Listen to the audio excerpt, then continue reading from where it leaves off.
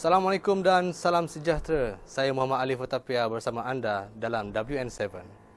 Paparan hari ini. Penghasilan inovasi robotik oleh Fakulti Kejuruteraan Alam Bina UKM.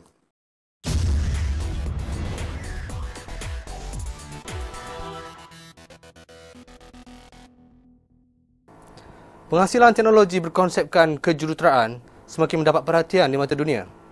Negara Malaysia tidak terkecuali dalam melahirkan mahasiswa yang berkompeten dalam bidang kejuruteraan. Hasilnya, warga Fakulti Kejuruteraan dan Alam Bina dari Universiti Kebangsaan Malaysia telah mencipta beberapa produk inovasi. Malah, mereka juga telah mendapat beberapa anugerah di Korea baru-baru ini. Persoalannya, mengapa kejayaan mereka ini tidak mendapat liputan meluas oleh pihak universiti sendiri? Sehinggakan ramai mahasiswa tidak mengetahui kejayaan tersebut. Liana Tamizi cuba merungkai persoalan ini. Fakulti Kejuruteraan dan Alam Bina di Universiti Kebangsaan Malaysia telah mencipta pelbagai produk inovasi berasaskan kreativiti dan matlamat untuk menyelesaikan masalah harian. Antara produk yang telah dicipta oleh mereka ialah mesin yang menghubungkan staf dengan pensyarah, helikopter dan beberapa produk yang telah dipertandingkan di peringkat dunia. Untuk itu, kami telah menemubual pensyarah HESA FKAB dan seorang pelajar yang telah membawa nama UKM ke peringkat dunia. Pernah pelajar FKAB terlibat ialah program bersama dengan Chonbuk University, which is yang Korea punya. We call it ISCAP and ISDAC, Multidisciplinary Multinational Activity. Dalam aktiviti ini, pelajar dari pelbagai negara dan pelbagai bidang diletakkan di dalam satu kumpulan dan perlu mereka bentuk sebuah prototipe lah. Dan prototipe ini dipertandingkan di peringkat mereka di Korea. Kemudian sekiranya mereka menang di pertandingan tersebut, mereka akan dibenarkan di pertandingan yang lebih besar lagi di Korea yang dipanggil E2 Fiesta, yang setiap tahun dilakukan di Korea lah. Yang itu Fiesta ni ada macam-macam lagi kumpulan prototipe yang bertanding daripada luar negara, termasuk international lah, dari Europe, dari Russia, Amerika. Kita telah menghasilkan satu projek yang kita kenali sebagai Sick Building Syndrome. Okey, Sick Building Syndrome ini kita hasilkan ketika kita menghadiri satu program International Student Capstone Design yang berlangsung di Bandung. Dan pada ketika itu, dalam tempoh durasi 8 bulan, kita menghasilkan satu projek yang berkaitan dengan tema bencana. Dan selepas itu, kita bertanding di Pulau Jeju, Korea pada Ogos dan September lepas. Dan Alhamdulillah, kita telah berjaya merangkul anugerah pingat emas dalam pertandingan tersebut. Dan atas kejayaan itu, kita sekali lagi mewakili Malaysia dalam Engineering Festival Competition 2015 yang juga berlangsung di Daegu, Korea. Dan Alhamdulillah, walaupun kita tidak menang apa-apa, dan kita bersyukur sebab kita berjaya mewakili Malaysia. Namun, sejauh manakah para pelajar mendapat liputan meluas tentang berita ini? Tidak tahu. Sebab biasanya FKAB dia macam kita tahu dia ada dua building, bangunan baru dan bangunan lama. So macam kebiasaannya dia punya advertisement tu dekat bangunan lama saja. So kami dekat bangunan baru ni kurang pendedahan dia. So memang kurang tahu pertandingan apa yang ada ke memang tak ada. Saya rasa kenapa tak sampai kat pelajar, mungkin sebabkan hebahan tu kurang. Mungkin dari segi pensyarah tidak sampaikan kepada pelajar. Mungkin juga notice board tu tak berfungsi. Mungkin ada notice board tapi kita tak ada update. Maksudnya tak dia update apa aktiviti. Maksudnya saya rasa punca utama kenapa tak sampai dengan pelajar sebab tak ada hebahan yang meluas. Kemudian notice board tak update lah saya rasa. Selaku Presiden MPP Permata, Saudara Fikri dilihat seolah-olah menyokong kenyataan tersebut.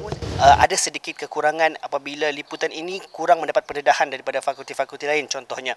Dan kita hanya terdapat jawapan ataupun penglibatan daripada fakulti semata-mata. Dan kalau seperti kita tanya dengan daripada fakulti-fakulti lain, contohnya FSSK, FEP, kita kurang dapat penglibatan ataupun liputan daripada mereka. Hanya liputan dalam fakulti sahaja dan pihak pentadbiran universiti.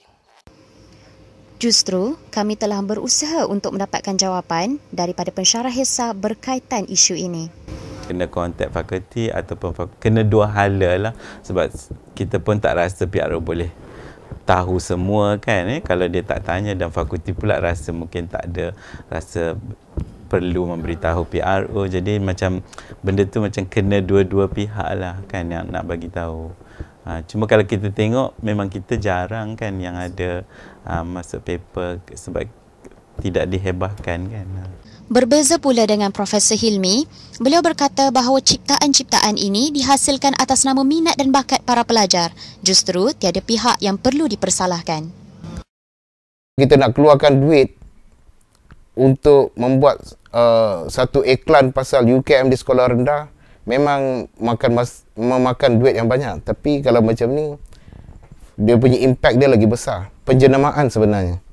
Jadi kita lebih kepada penjenamaan. Reka bentuk kejuruteraan dan inovasi ternyata tidak terletak pada warga Fakulti Kejuruteraan dan Alam Bina, malah pada sesiapa sahaja yang mempunyai idea dan kreativiti. Oleh itu, kesalahan tidak seharusnya diletakkan pada pihak Universiti Kebangsaan Malaysia semata-mata, sedangkan kuasa paling besar terletak dalam tangan pelajar itu sendiri. Liana Tarmizi untuk WN7.